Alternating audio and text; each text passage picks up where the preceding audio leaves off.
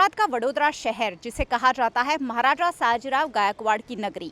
महाराजा सयाजीराव ने आज से सालों पहले इस नगरी को इस तरह से बनाया था कि यहाँ पर्यावरण की सुरक्षा हो, और यहाँ ऐतिहासिकता आज भी महाराजा सयाजीराव गायकवाड़ के ज़माने की बिखरी पड़ी है। लेकिन अब इतने बीते सालों में हमने इस नगरी को कहीं ना कहीं प्रदूषित कर दिया है। यहाँ प्रदूषण इस कदर फैला है कि अब कई पर्यावरण संस्थाओं को आगे आकर नई नई पहल करनी पड़ रही है। वैसे वडोदरा शहर इतना भाग्यशाली तो है ही कि यहाँ पर्यावरण पर काम करने वाली कई संस्थाएं भी हैं और पर्यावरण पर काम करने वाले कई लोग भी हैं जो वडोदरा के पर्यावरण को, यानी परि और आवरण दोनों की चिंता करते हैं। पर्यावरण यानी वायु प्रदूषण, जल प्रदूषण, भूमि प्रदूषण, इसकी चिंता तो होती ही है, लेकिन वडोदरा में रहने वाले पशु पक्षियों की भी विशेष चिंता यहाँ की जाती है। आज मैं आपको लाई हूँ गोत्री तालाब पर, जहाँ वडोदरा में पर्यावरण के लिए काम करने वाली सोक्लिन संस्था ने एक खास पहल की है।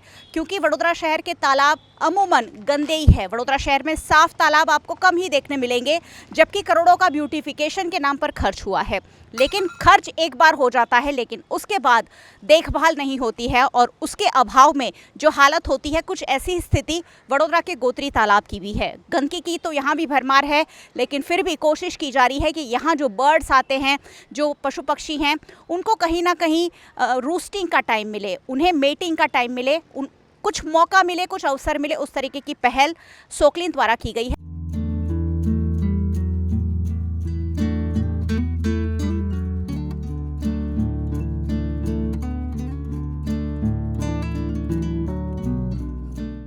वडोदरा शहर की सोक्लिन संस्था हमेशा से पर्यावरण के लिए कुछ ना कुछ काम करती आई है, और गोत्री तालाब में भी एक नया इनिशिएटिव लिया गया है, जिस पर खुद डॉक्टर संजय पंडित हमसे बात करेंगे। सर, क्या कहना चाहेंगे, ये जो आपने इनिशिएटिव लिया है उसके बारे में?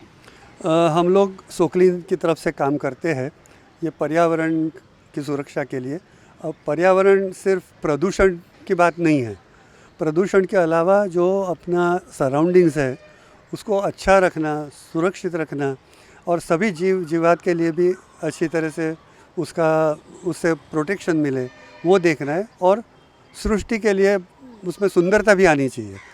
लोगों को अगर प्रसन्नता लगे तभी वो लोग खुश हो सकते हैं, सुखी रह सकते हैं। बहुत गंदा वातावरण हो तो सुखी नहीं रह सकते। सो प्रदूषण से आगे भी पर्यावरण जो है वो सुरक्षित और सुंदर होना चाहिए। उस हिसाब से हमने एक छोटी सी पहल की है कि ये गोत्री तालाब जो है उसके अंदर एक फ्लोटिंग आइलैंड बनाया है, जो तरापा जैसे बोलते हैं पुराने ज़माने में, पर बाम्बू का बना, पतरे का या प्लास्टिक का नहीं, पर बाम्बू का बना हुआ, और वो तालाब के बीच में रहेगा। इससे प्रॉब्लम क्या सॉल्व होगा कि जो पक्षी आते हैं यहाँ, हमने देखा है कि कई प्रजाति के पक्षी यहाँ गोत्री तालाब में भी आते हैं। बड़ौदा के आसपास जो है अंकोड़िया है, टिम्बी है, ऐसी जगह तो आते ही है। और हम सब के लिए वढवाना तो बहुत फेमस है, वो तो टूरिज़म की जगह हो गई है। लोग वहाँ खर्च करके ट्रिप पर जाते हैं।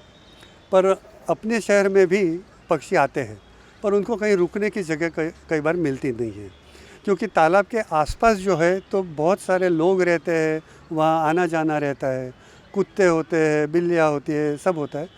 तो वो तालाब के किनारे पर बैठने की हिम्मत नहीं कर सकते। इसीलिए तालाब के बीच में अगर ऐसा आइलैंड हो तो उस पर वो आराम से चैन से बैठ सकते हैं, नहा सकते हैं, अपना थोड़ा वो उसको खाना मिले। वहाँ जो बाम्बू का बना है तो उसमें जीवात भी रहेंगे, कीड़े भी रहेंगे, तो वो मिलते रहेंगे और वहाँ हो सकेंगे। तो ये अपने आसपास जो गोत्री का हमने इसलिए सिलेक्ट किया कि गोत्री का जो बगीचा है कॉरपोरेशन का, वो भी अभी काफ़ी सुंदर बनाया है। बहुत सारे लोग यहाँ आते हैं, सुबह सुबह से योगा से लेकर, लाफिंग क्लब से लेकर, वॉक के लिए, जॉगिंग के लिए बहुत सारे लोग आते रहते हैं। तो उनको भी ये नज़ारा देखने को मिलेगा, फ़ोटो खींच सकेंगे और इस सुंदरता का वो लाभ ले सकेंगे। तो इसलिए ये बहुत एक अच्छा आकर्षण है। और इसी तरह दूसरे भी जो तालाब है उनमें भी हम चाहते हैं कि अगर वो कॉरपोरेट्स है, अपनी इंडस्ट्रीज़ है, बिज़नेस हाउसेस है, वो अगर मदद करे तो ऐसे ही अपन ये फ्लोटिंग आइलैंड बना सकते हैं, कि जिससे अपना बड़ौदा की एक और भी एक उसमें अपने फेदर इन द कैप बोलते हैं, वैसे जैसे बोला कि संस्कार नगरी तो है ही अपनी, पर और भी काफ़ी करने की ज़रूरत है और अपॉर्चुनिटी भी है। तो उसमें जितना करेंगे तो उतना और अपना बड़ौदा शहर सुंदर और स्वस्थ और स्वच्छ रहेगा।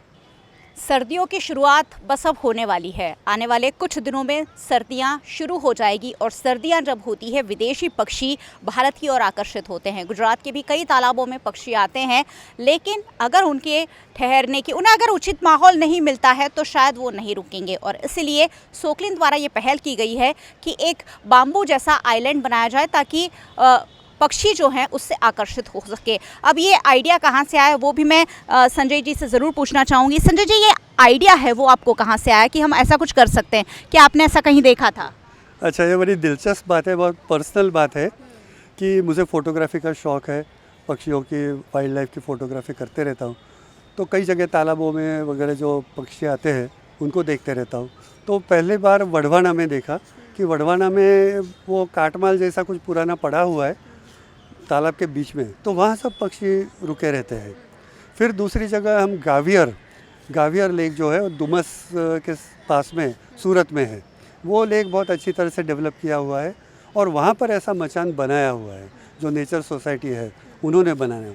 तो वहाँ पे बहुत ही अच्छी तरह से वो पक्षी बहुत आते हैं और सुंदर नज़ारा था, फ़ोटो करने का मज़ा आया था, फ़ोटो खींचने का। तो इसलिए मैंने सोचा कि बड़ौदा में क्यों नहीं, और जब हम सोकलिन से जुड़े हैं तो मैंने कहा ये पहल करना बहुत ज़रूरी है, सोकलिन ही पहल करेगी। चलिए, मैं आशा करती हूँ कि जितने खूबसूरत अन्य तालाब में पक्षी आते हैं कुछ ऐसा ही गोत्री तालाब में भी हो जाए, क्योंकि सोकलिन की जो पहल है वो रंग लाए और सर्दियों में यहाँ भी पक्षियों का जमावड़ा हो और कॉरपोरेशन तालाब की थोड़ी सी सफाई भी कर दे तो ज़्यादा पक्षी आकर्षित हो सके और वडोदरा शहर के जो तालाब है वहाँ भी हमें विदेशी पक्षी देखने मिले।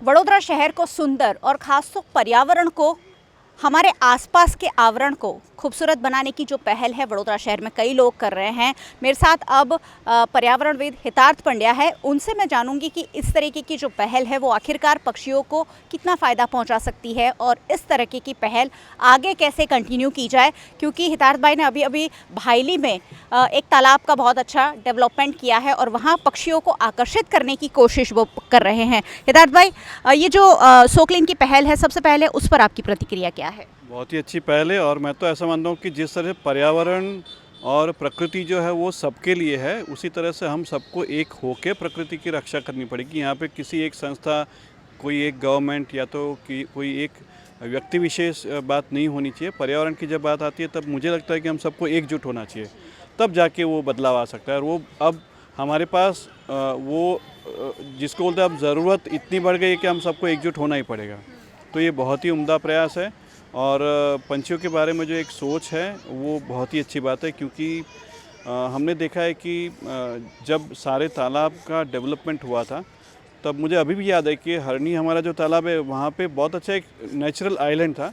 और वहाँ पे मुझे याद है कि हम लोग मैं जब स्कूल में था तब साइकिल लेके गोरवा से मैं हरणी जाता था वहाँ पे पक्षी दर्शन करने के लिए, और वो आइलैंड जो है मुझे याद है। लेकिन हम जिसे डेवलपमेंट कहते हैं वो तालाब को एक फ्लैट सरफेस बना देना और उसके बीच में लाइटिंग लगाना, वो सही सोच नहीं थी। तो ये जो सोच है वो बहुत अच्छी सोच है और उसकी वजह से उम्मीद हम करते हैं कि बहुत अच्छे उसके परिणाम आए। पंछियों की अगर बात करते हैं तो कुछ पंछी खास ऐसे होते हैं जिनको बैठने के लिए तालाब के बीच में या तो किसी भी जलाशय के बीच में या तो उसके किनारे के ऊपर बैठने के लिए एक जगह चाहिए। जैसे कॉर्मोरेंट्स है, तो कॉर्मोरेंट से वो पानी में कूद के अपना जो मछली होते हैं या तो और जीव होते हैं उसको पकड़ते हैं। उसके बाद में उसको अपने पंख को वापस उसको ठीक करने के लिए उसको धूप में बैठना पड़ता है, धूप में उसको सेकना पड़ता है।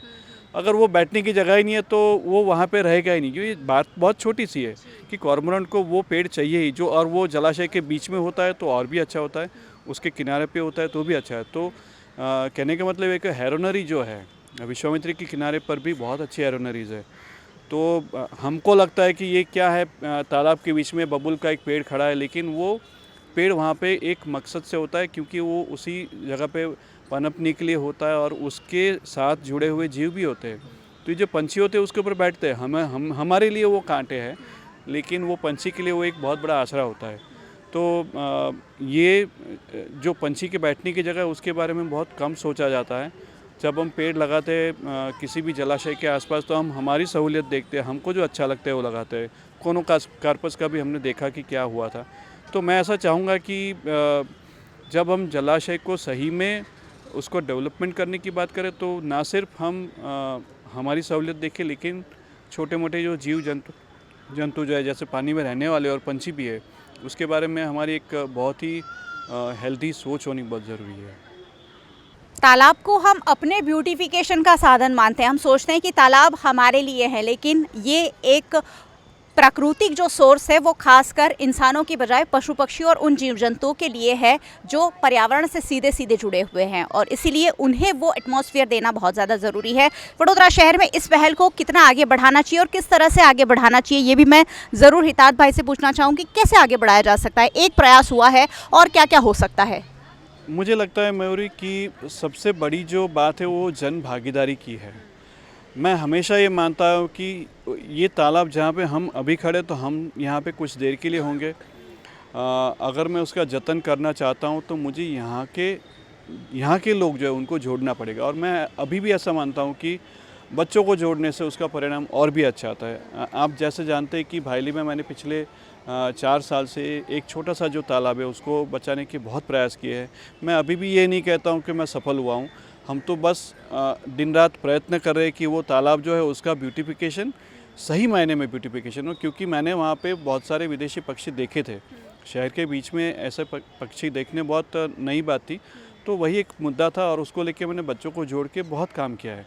और अभी भी वो बच्चे उतने ही सेंसिटिव है उस तालाब के बारे में। वो अभी भी जब ठंडी आने वाले होते तो मुझे कहते कि सर वापस ठंडी आने के अंदर जो वनस्पति उग गए उसको निकालने का हम कैसे करेंगे। तो अच्छी बात ये है कि इस बार कॉरपोरेशन ने भी सामने से फ़ोन करके मुझे पूछा कि सर अभी जनवरी महीने आने वाला है और आपके फ़ोन वापस आने शुरू होंगे, इससे अच्छा पहले ही हम आपको बोल देंगे अगर आपको तालाब साफ़ कराएं तो हमको बोल दो हमका। तो ये अच्छे परिणाम है। ये एक जो प्रयास बच्चों ने किया उसकी वजह से उनके दिल में वो जगह बनी कि बच्चे तालाब के लिए काम कर रहे हैं। तो मुझे लगता है कि जितनी भी जलाशय हमारे शहर में है वो हमारी संपदा है, वो हमारी सही संपत्ति है, और उसीलिए मेरे ख्याल से महाराजा ने उसका निर्माण किया था।